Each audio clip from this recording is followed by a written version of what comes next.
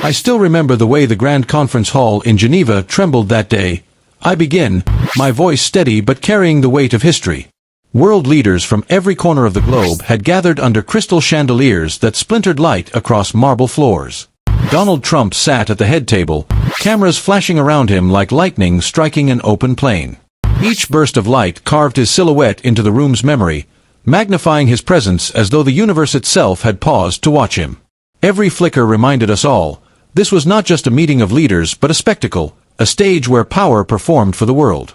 Around him, his advisors leaned close, whispering in conspiratorial tones, their polished cufflinks catching the glow of the chandeliers like stars over a distant horizon. Trump reclined comfortably, a man accustomed to command, his confidence filling the hall as naturally as breath fills lungs. It was as if the room itself had been built around his ego. Across the vast expanse of marble and glass, our African delegates were a living tapestry of defiance and pride. Their vibrant Kent cloths and intricately embroidered boubous shimmered beneath the cold, aloof European lights, each thread carrying generations of memory and struggle. They were not merely garments, they were declarations, reminders that we had come to this summit not as beggars, but as heirs of civilizations older than the marble beneath our feet. Against the somber blacks and grays of Western suits, the colors blazed like sunset over the Sahel, a silent testimony that we would not be erased or muted. I sat quietly among them, my own military uniform pressed to perfection, the insignia on my chest catching the light in sharp, fleeting glints. Discipline had been drilled into every crease of the fabric, but beneath that surface was something the uniform alone could never contain, the steadiness of an old baobab tree, its roots deep in ancestral soil, unmoved by storms that had toppled empires. I could feel the silent weight of my people on my shoulders, not as a burden, but as a strength, flowing through my veins like a river that had seen many floods and still carved its path to the sea. The room's energy shifted, small things betrayed it, a glass placed too hard on a table, a cough swallowed before it could echo, the faint shuffle of polished shoes against marble. These were the sounds of unease, the quiet language of people sensing that something was about to happen. Then Trump's voice shattered the murmur like a blade slicing through silk. These African nations, he boomed, his tone carrying both amusement and contempt, always asking for deals, partnerships, investments.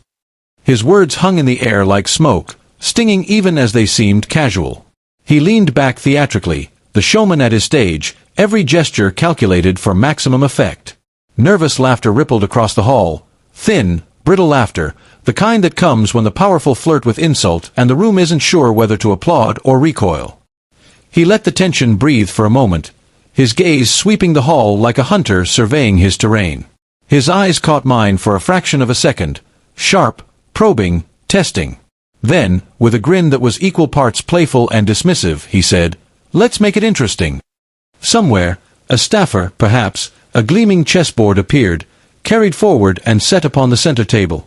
The polished wooden pieces gleamed under the chandeliers, each one a tiny soldier waiting for a command, a metaphor in plain sight.